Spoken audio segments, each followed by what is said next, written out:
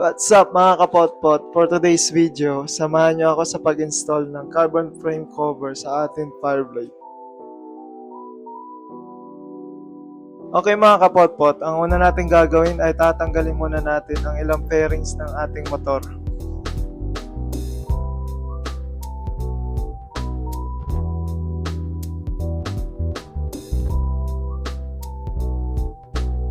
Then after natin matanggal yung mga fairings, i-fit muna natin yung carbon frame cover para ma-check muna natin kung swak ba talaga yung carbon cover na nabili natin.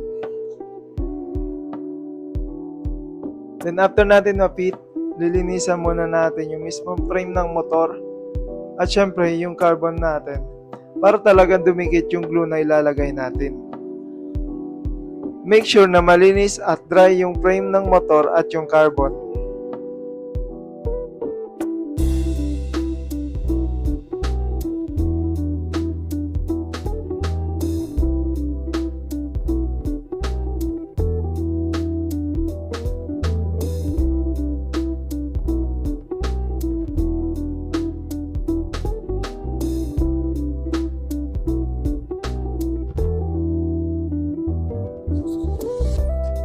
Okay, ngayon naman ay i-apply na natin yung pandikit sa ating carbon.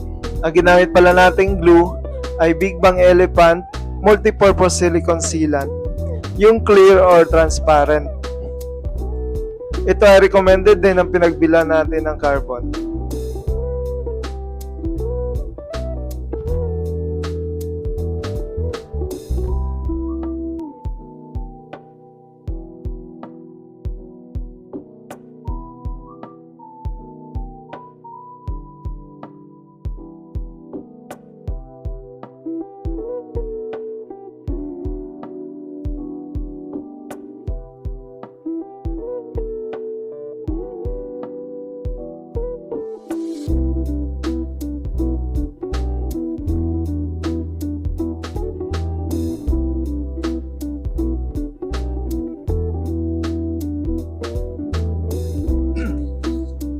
Okay, natapos na natin i-apply yung glue.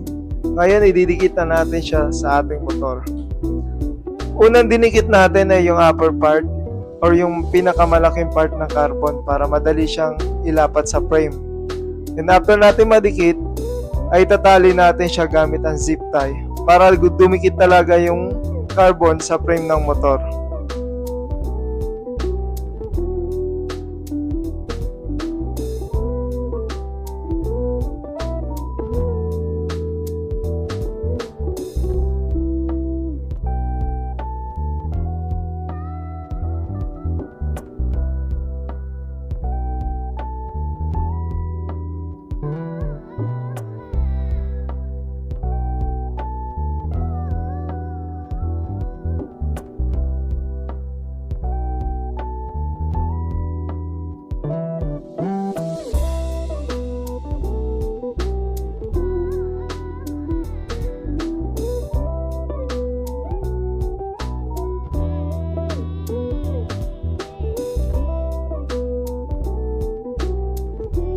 Okay mga kapotpot, natapos na natin siya idikit at nasip na natin siya. So ngayon, nahayaan lang muna natin siya nakasip tie ng kahit mga 2 araw para ma-cure yung glue. Para hindi talaga matanggal yung pagkakadikit niya.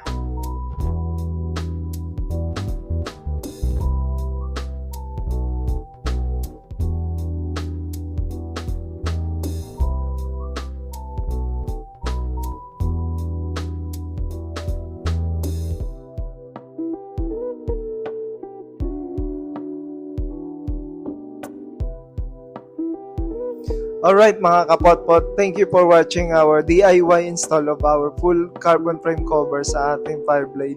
Don't forget to like and follow my page para updated kayo sa mga upcoming videos. Salamat sa panonood and as always, stay safe and ride hard.